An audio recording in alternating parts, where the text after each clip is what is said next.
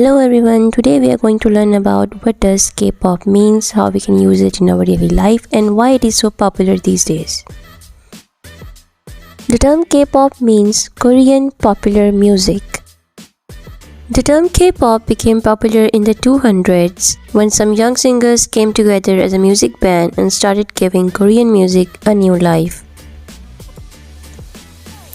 South Korean music includes different styles like hip-hop, R&B, experimental, rock, jazz, gospel, reggae, electronic, dance, folk, country, disco, and classical on top of its traditional Korean music roots.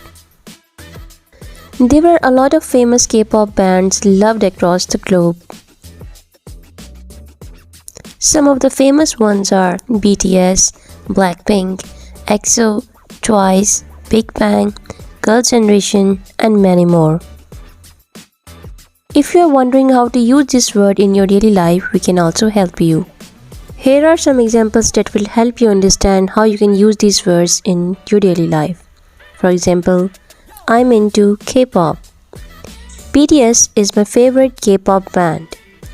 You look like a K-pop fan. Let us know in the comments which is your favorite K-pop band and don't forget to subscribe to the channel.